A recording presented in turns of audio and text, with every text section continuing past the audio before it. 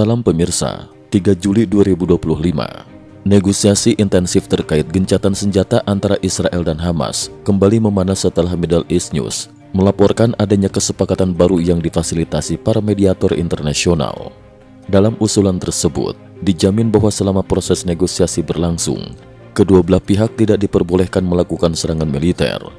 Namun, posisi Israel masih belum sepenuhnya condong pada penghentian permanen konflik.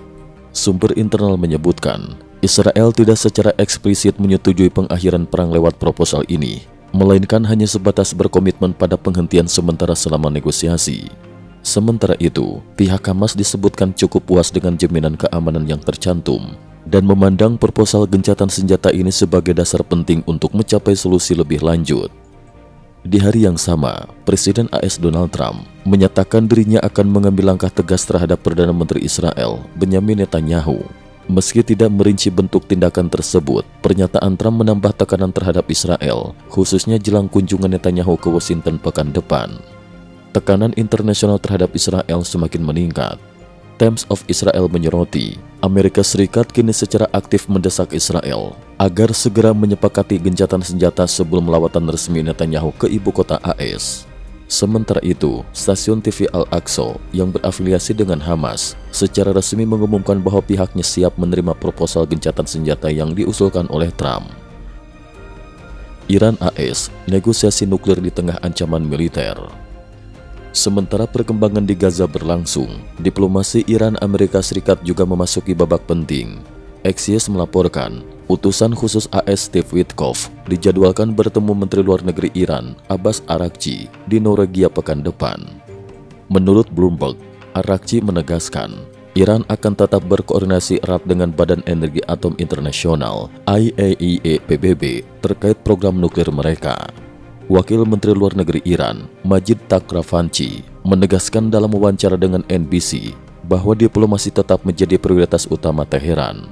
Namun Iran mengajukan syarat mutlak agar Amerika Serikat memberikan jaminan tertulis tidak akan menggunakan kekuatan militer selama negosiasi berlangsung. Tanpa komitmen tersebut, Iran menolak untuk kembali ke meja perundingan. Sejak 12 April lalu, kedua negara tercatat telah melaksanakan 5 putaran negosiasi terkait isu nuklir. Mossad, ratusan prajurit Garda Revolusi Iran ingin membelot ke Israel. Di tengah ketegangan kawasan, sebuah laporan mengejutkan datang dari seorang blogger militer di Axios.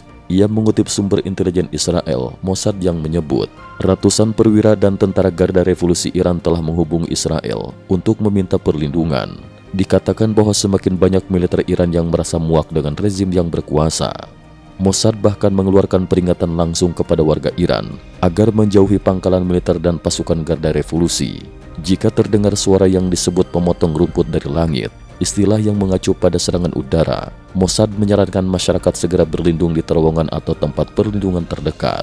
Spekulasi pun bermunculan di kalangan warganet, mempertanyakan apakah operasi militer besar-besaran sedang dipersiapkan di kawasan tersebut.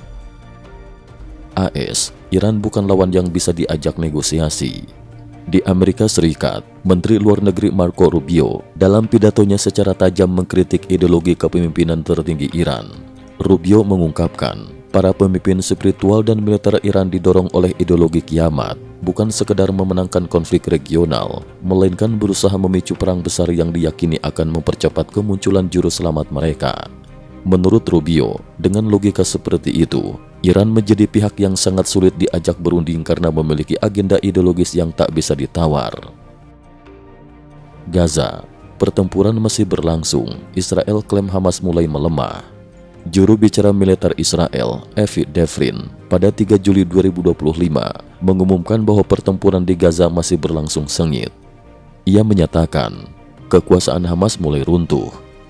Seraya menegaskan 5 divisi pasukan Israel kini dikerahkan penuh di wilayah Gaza dengan misi utama membebaskan para sandera dan menumpas kekuatan Hamas. Israel juga mengklaim telah menyalurkan sekitar 1 juta paket bantuan makanan kepada warga Gaza. Namun menurut Avi Devrin, Hamas menyebarkan hoaks untuk menciptakan kekacauan opini publik dan memperburuk citra Israel di mata dunia. Negosiasi pertukaran sandera, usulan Qatar dalam sorotan. Mengutip sumber dari Washington Post, Hamas dalam waktu dekat diperkirakan akan memberikan jawaban resmi terkait pertukaran sandera berdasarkan proposal Qatar yang difasilitasi oleh mediator Amerika, Steve Witkoff. Dalam proposal tersebut, disepakati bahwa selama 60 hari masa gencatan senjata, Hamas akan membebaskan 10 sandera hidup dan mengembalikan 18 jenazah kepada Israel.